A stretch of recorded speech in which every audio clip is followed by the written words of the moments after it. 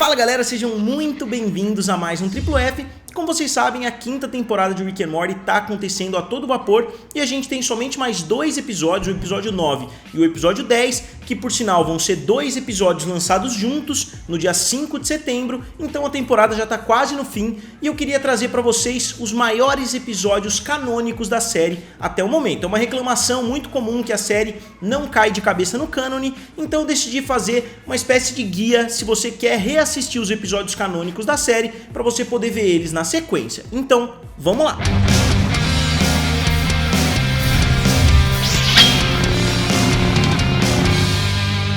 Pessoal, antes de mais nada, me perdoem o áudio aqui do quarto que eu tô gravando. O quarto ainda tá praticamente vazio. Eu já mudei do meu apartamento pra minha casa nova, então esse ambiente aqui é completamente novo. Eu acho que eu só gravei 2 vídeos até agora, mas eu ainda tenho que resolver o problema de acústica. Então, me perdoem, mas se vocês quiserem me dar algumas dicas, comentem aqui abaixo. Então vamos lá, antes de começar eu só queria explicar quais foram os meus critérios para definir quais episódios são importantes para o cânone da série e quais não são tão importantes assim. Obviamente todo episódio tem alguma coisinha que avança, seja a narrativa do Morty, seja a narrativa do Rick, da Summer, da Beth, do Jerry, todo episódio avança um pouquinho a história, com exceção de alguns, mas a maioria avança um pouquinho a história, então eu decidi focar nos principais acontecimentos que mudam completamente o destino da série, que mudam as teorias envolvendo a série e principalmente que mudam as realidades. Então eu decidi focar em alguns episódios, se não me engano eu peguei 8 episódios diferentes que são os mais importantes em termos canônicos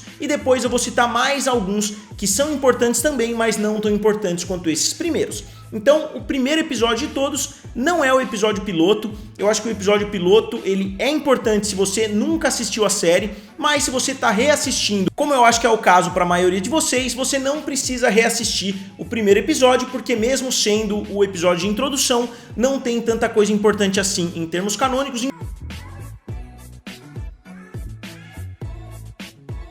Então o primeiro episódio que eu vou citar é o Rick Potion Number 9, que em português, né, pelo menos a Netflix chama o episódio de A Poção do Rick, que é o 6º episódio da primeira temporada. Esse é um dos meus episódios favoritos até agora e com certeza é um dos episódios mais impactantes da série, porque é a primeira vez que a gente vê o potencial gigantesco que a série tem quando o Rick e o Morty mudam de realidade depois que o Rick destrói completamente. O episódio é popularmente chamado do episódio dos Cronenbergs, ou a realidade dos Cronenbergs, né, que seria a realidade original que a gente vê no começo desses 5 episódios, e aí no 6º episódio a gente vê essa mudança. Então eu acho que esse episódio foi um dos mais importantes em termos de abrir espaço para a gente ver o potencial que a série teria a partir dali.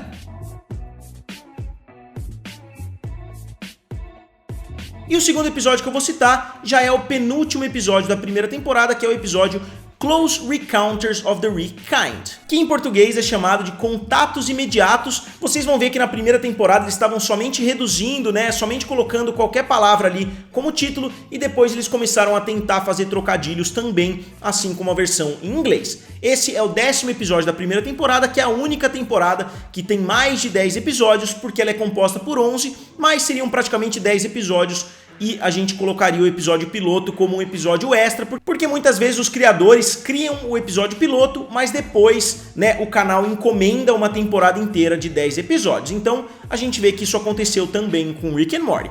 E esse episódio é de longe o mais importante da série até agora, pelo menos na minha opinião. É a primeira participação do Evil Morty. A gente vê muita coisa legal, a gente vê inclusive o Doofus Rick, né, que é o Rick bobão ali, que cria uma amizade muito forte com o Jerry. A gente vê porque o Rick sempre anda com o Morty, mas é um episódio muito importante. Você não pode falar do cânone de Rick and Morty sem falar a respeito desse episódio, que traz não só a participação do Evil Rick, né, que a gente descobre que está sendo somente controlado pelo grande Evil Morty, que é o maior vilão da série até agora, mesmo com poucas participações.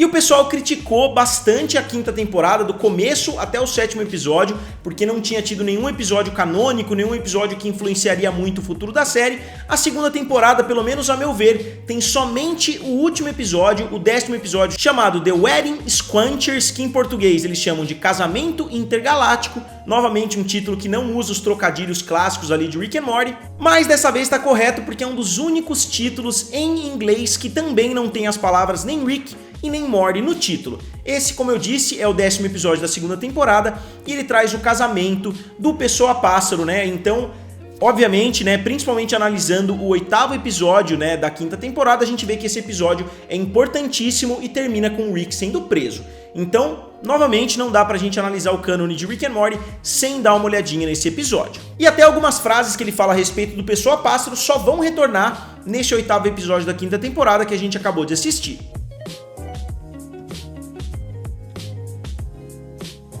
E já no próximo episódio, né, fazendo uma dobradinha de episódios muito relevantes, a gente vê o episódio The Rick Shank Redemption, que em português é a Rick Punhalada, Rick Salvação, que é o primeiro episódio da 3ª temporada. Esse episódio muitas pessoas vão se lembrar como o episódio do Szechuan Sauce, que é o episódio do molinho da Mulan, mas também é o episódio que o Rick mostra a memória dele, que por algum tempo a gente não sabia se era realidade ou não. Agora, com esse 8º episódio da 5ª temporada, parece que foi sim uma memória real, porque a gente vê a Beth e a Diane sendo assassinadas ali de forma bem cruel pela Cidadela dos Ricks. Não necessariamente pela Cidadela dos Ricks, mas por algum Rick que tinha capacidade de viajar entre as realidades. Isso levou o Rick a criar a própria arma de portais, e a gente viu o que aconteceu depois disso. A gente vê até a arma mais crua ali, né, que aparece no 8º episódio da 5ª temporada, aparecendo pela primeira vez nesse episódio. Esse episódio deu origem a muita especulação que continua acontecendo até agora.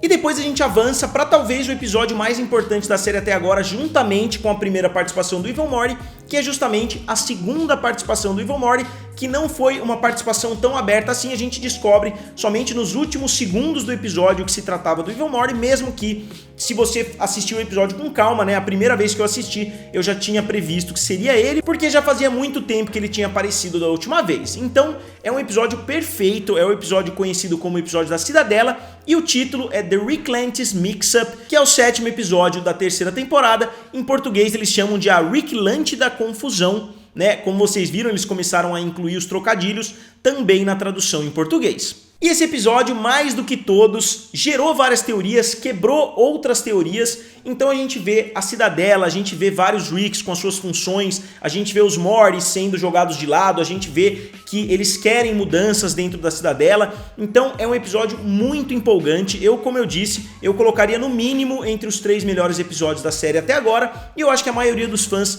também colocariam ele mais ou menos nessa posição. Então é um episódio sensacional que eu adoro. Então, se vocês forem reassistir em preparação aos 2 últimos episódios, com certeza é um episódio imperdível.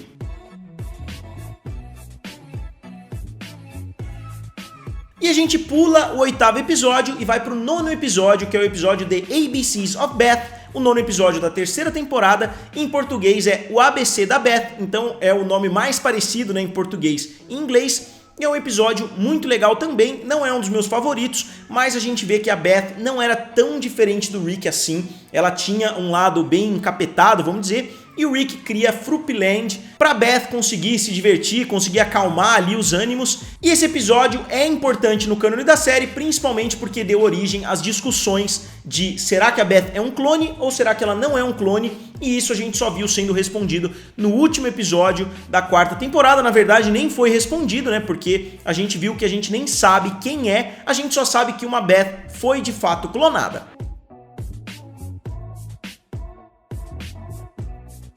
E depois a gente avança para o último episódio da 4ª temporada, que é o episódio Star Mort Return of the Jerry, também conhecido como A Grande Missão, talvez a pior tradução aí de qualquer episódio, que é o 10º episódio da 4ª temporada. Esse episódio mostra o retorno do Pessoa-Pássaro, que agora é Pessoa-Fênix. A gente vê o retorno da Temi, a gente vê o retorno, né, da Federação, a gente vê que muita coisa mudou e principalmente a gente vê a Beth Clone aparecendo de vez, né, acabando com as especulações, porque agora a gente sabe de forma definitiva que a Beth realmente foi clonada. A gente não sabe quem é o clone, a gente não sabe qual delas é a verdadeira, qual delas é a falsa, mas eu acho que esse é o ponto, isso realmente não importa a essa altura. Então eu gostei muito do episódio, eu achei um final de temporada sensacional, com certeza um final de temporada melhor do que o final da 3ª temporada, e vamos ver agora, eu torço pro episódio da 5ª ser ainda melhor, né, pro finale da 5ª temporada, que vai ser um episódio duplo, ser ainda melhor do que o final da 4ª.